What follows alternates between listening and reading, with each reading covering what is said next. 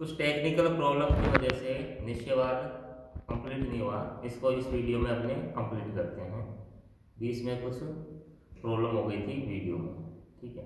जैसे मैं बता रहा था, जो जहाँ गर्मी अधिक रहती है जिन प्रदेशों में, वहाँ के जो निवासी होते हैं वो कुछ आलसी होते हैं, ठीक है, क्योंकि एनवायरनमेंट ही ऐसा होता है, वहाँ आलस आ जाता है उनमें, ठीक है। उसके बाद देखो आगे चलते हैं अपने। पर्यावरणीय निश्चयवाद का जन्म एवं विकास जर्मनी में हुआ था। इसके प्रमुख प्रतिपादक जर्मन भूगोलवेत्ता एवं मानव भूगोल के जन्मदाता फ्रेडरिक रेडजर थे।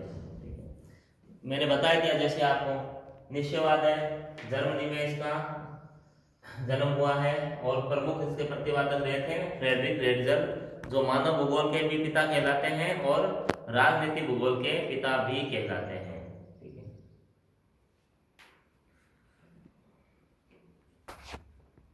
उसके बाद फ्रेडरिक रेडजर ने आगे कहा है, देखो, मानव अपना सिर आकाश में चाहे जितना ऊंचा क्यों ना उठा ले, उसके पैर सदा धरती पर ही टिके रहेंगे तथा उसकी धूल प्रकृति में विलीन हो जाएगी। यानी इंसान कितना भी ऊंचा उठ जाए लेकिन पैर उसके हमेशा जमीन पे ही टिके रहते हैं, चाहे कुछ भी कर ले, जमीन को वो नहीं छोड़ पाता है।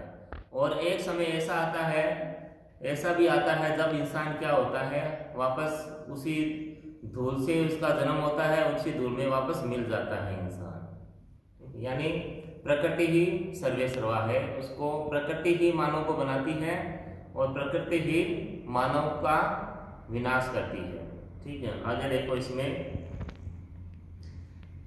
एक विद्वान हुए हैं हिप्पोक्रेटस।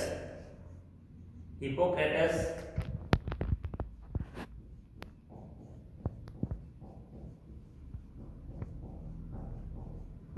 विद्वान हुए हैं हिप्पोक्रेटस। देखो, इन्होंने एक बुक लिखी थी 420 वर्ष पूर्व, ईसा से 420 वर्ष पूर्व इन्होंने पुस्तक लिखी थी air water and palace. Air water और पैलेस, ये पुस्तक लिखी थी। देखो इसमें क्या बताया है इन्होंने,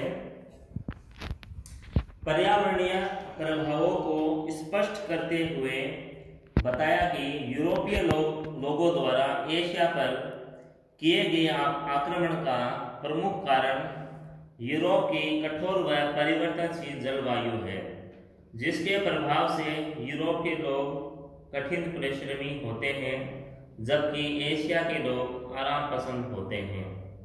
देखो ये क्या कह रहा है, जो यूरोप की जो जलवायु है वो कठोर होती है, तो वहाँ रहना थोड़ा मुश्किल होता है। कठोर का मतलब वहाँ जो शीत है बहुत ज़्यादा पड़ती है, सर्दी बहुत अधिक होती है, वहाँ पे सर्दी अधिक होती है, तो वहाँ की जो जलवायु है कठोर होती है। कुछ यूरोपीय प्रदेश क्या है, उत्तरी अक्षांश, मतलब उत्तरी अक्षांश तक भी, यानी उत्तरी गोलार्ध तक भी निवास करते हैं। कुछ देख, नॉर्वे, डेनमार्क वगैरह जो देश है, वहाँ की जो जलवायु है बहुत ही ज़्यादा कठोर है, क्योंकि वहाँ हमेशा बर्फ जमी रहती है और 6 महीने का दिन और 6 महीने की रातें वहाँ होती है। तो यूरोपीय देशों ने क्या किया, उन्होंने आक्रमण किया अलग अलग देशों पे, जैसे एशिया पे भी आक्रमण किया, क्योंकि एशिया की देखो जो जलवायु है वो इतनी कठोर नहीं है, सम जलवायु है, इसलिए उन्होंने आक्रमण किया ताकि वो इन प्रदेशों में रह सके आराम से, उनको अपने कठोर वातावरण में रहना ना पड़े। उसके बाद देखो इसमें कार्ल लिटर का, देखो आधुनिक भूगोल का पिता कहलाता है कार्ल लिटर और अलेक्जेंडर वॉन हम्बोल्ट, ये है आधुनिक भूगोल के पिता। तो कार्ल लिटर ने कहा है कि मानव केंद्रित विचारधारा से उसका विकास हुआ है। तो कार्ल लिटर ने क्या किया, इन्होंने अपनी पुस्तक थी यूरोपा, कार्ल लिटर की पुस्तक,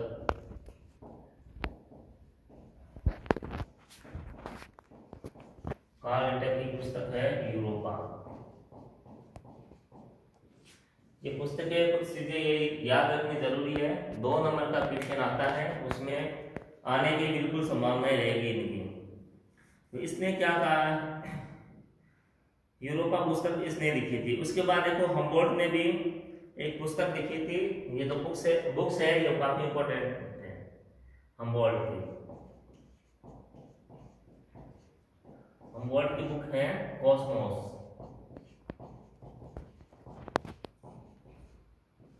और दोनों को ही क्या कहते हैं, आधुनिक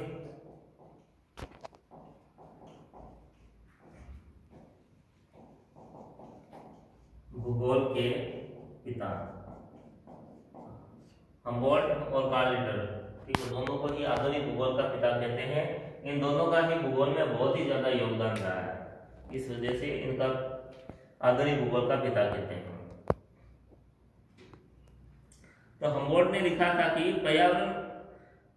हम्बोल्ट ने पर्यावरण शक्ति को सर्वोपरि मानते हुए लिखा था कि भूमध्य सागरीय सभ्यता के विकास में वहां की जलवायु की महत्वपूर्ण भूमिका रही है। अब जैसे भूमध्य सागरीय प्रदेश है तो वहां की जो जलवायु बहुत ही उत्तम मानी जाती है निवास के हिसाब से। ठीक है, निवास के हिसाब से भी, और वहां जो फसलें होती है, सब्जी की भी होती है, फलों की भी होती है, हर तरह की फसलें वहां पे होती है भूमध्य सागरीय क्षेत्र में।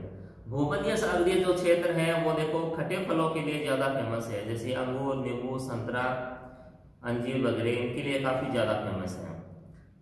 तो हम्बोल्ट ने कहा है कि भूमध्य सागरीय जो प्रदेश है उसकी जलवायु के कारण उस प्रदेश का विकास हुआ है, क्योंकि जलवायु अच्छी होगी तो मानो अपने आप वहाँ डेवलपमेंट अपना करेगा।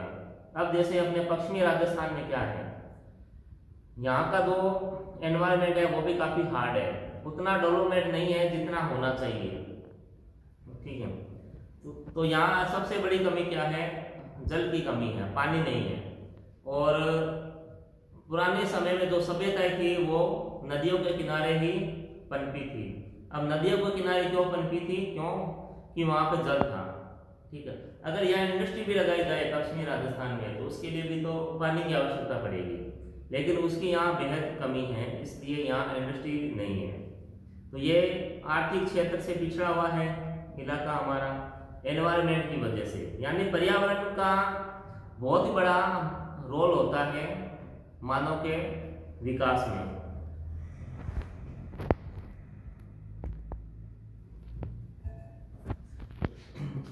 एक और है विद्वान है प्रसिद्ध भूगोलवेता डिमोलिस ने अपने ग्रंथ सामाजिक भूगोल में पर्यावरणीय शक्तियों को सर्वाधिक महत्वपूर्ण रूप से स्वीकार करते हुए समाज को पर्यावरण की उपज बताया। उसके बाद फ्रेडरिक लिपले नामक फ्रांसीसी समाजशास्त्री ने अपने सिद्धांत स्थान कार्य लोग पैलेस वर्क एंड फॉल्क के माध्यम से समाज पर पर्यावरण के प्रभावों को समझाया। इसके बाद देखो आप 1911 में पर्यावरणवाद की संकल्पना अपने चरमोत्कर्ष पर पहुंची थी। फ्रेडरिक रेडजेल की एक शिष्या थी, देखो फ्रेडरिक रेडजेल,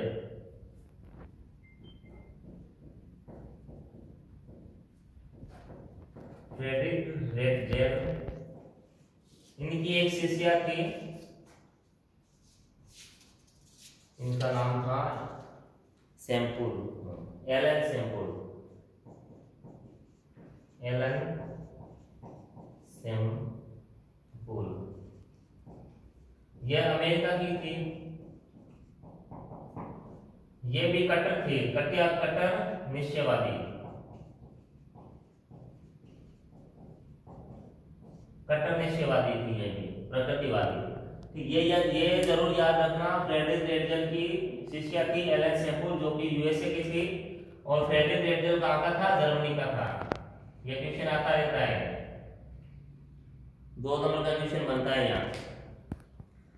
तो सैम्पुल ने अपनी एक पुस्तक लिखी थी भौगोलिक वातावरण के प्रभाव, इन्फ्लुएंस ऑफ जियोग्राफिकल एनवायरनमेंट। इसमें इसने कहा था मनुष्य पृथ्वी तल की उपज है। इसके अलावा उसने बहुत ही बड़ी एक परिभाषा अपने विचार रखे हैं। नदी घाटी के निवासी मानव को प्रकृति ने उर्वर मृदा से संयोजित किया है। वह उसके विचारों और आकांक्षाओं को शांत एवं नीरस तथा कठिन कार्यों में जकड़ देती है तथा उसके विचारों को उसके खेत के सीमित पर्यावरण तक सिकोड़ देती है। यानी जो नदी घाटियां हैं, वहां के जो मनुष्य हैं, जो प्रकृति है, उन्हें एक उपजाऊ मिट्टी प्रदान करती है जिससे वे वहां खेती का कार्य करते हैं। खेती का कार्य करते हैं तो उनका जो जीवन रहता है वो शांत रहता है, क्योंकि वो अपने कार्य में लगे रहते हैं। वहां से जो उपज प्राप्त होती है उसको वो निर्यात करते हैं, बाजार में बेच देते हैं।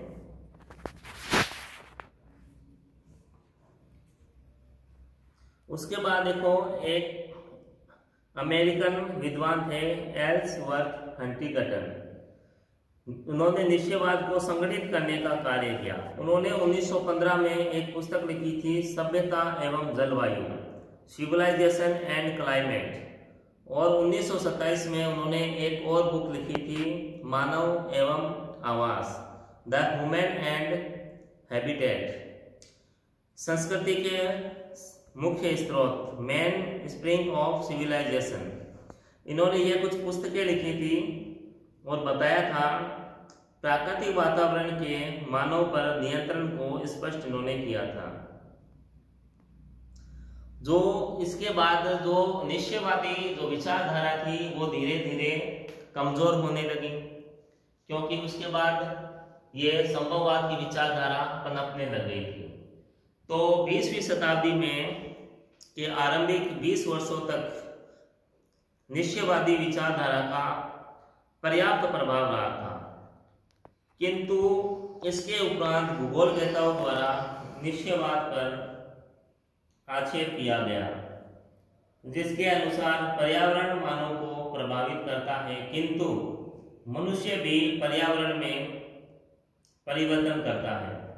उन्होंने माना कि मानव पर्यावरण का दास न होकर उसका अपनी बौद्धिक क्षमता से उपयोग करता है।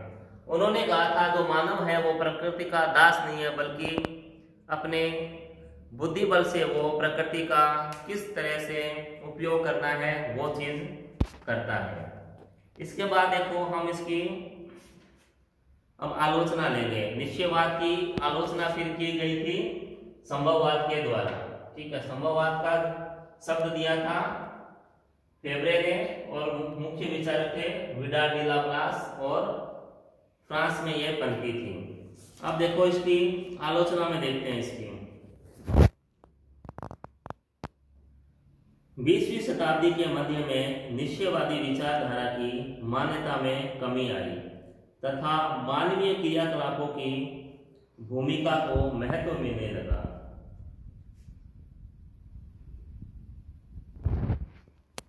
समान भौगोलिक दशाओं वाले पर्यावरण में मानव की भिन्न भिन्न भूमिका से विभिन्न लक्षणों वाली संस्कृति विकसित होती है।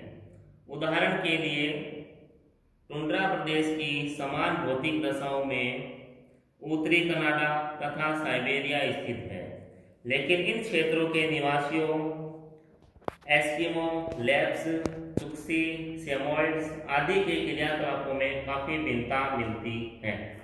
मतलब कि जो ठंडे प्रदेशों में रहने वाले जो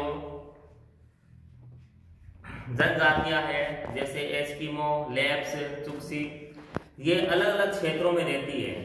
ये जो जनजातियां हैं अलग अलग क्षेत्रों में रहती है, और जो शीत है वो एक समान होती है। यहाँ पर ये जो जनजातियां हैं ये सारी टुंड्रा प्रदेश की जनजातियां कहलाती हैं। मगर मतलब कि एक ही एनवायरनमेंट में रहने के बावजूद भी इनमें अलग अलग संस्कृति पाई जाती है। यानी ये विद्वान ये कहना चाह रहे हैं कि एनवायरनमेंट का प्रभाव सभी जगह एक समान नहीं रहता है।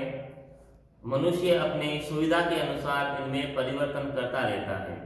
जैसे एक उदाहरण लेते हैं, जैसे वर्तमान में अपने यहाँ गर्मी बहुत अधिक है, तो इसका अल्टरनेट मानव ने क्या निकाला है? पंखे, कूलर, एसी, इनके द्वारा क्या करते हैं, अपने गर्मी से हमें राहत मिलती है। इसके अलावा एक और चीज देखो आप, जो हमारा पश्चिमी राजस्थान है, यहाँ पर एक इंदिरा गांधी नहर निकाली गई है, उसके द्वारा इस प्रदेश को हरा भरा किया गया है इंदिरा गांधी नहर के द्वारा।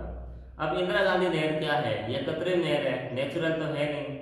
तो यानी मनुष्य ने प्रकृति के साथ लड़ रहा है, मनुष्य अपनी सुविधाएं कर रहा है, वो एकदम से प्रकृति का गुलाम नहीं है।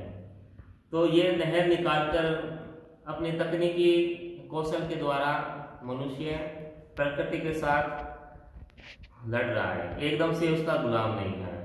तो इस तरह से इसकी कुछ आलोचनाएं की गई थी विद्वानों के द्वारा। ठीक है, यह निश्चयवाद इतना ही है। कल अपने लेंगे संभववाद।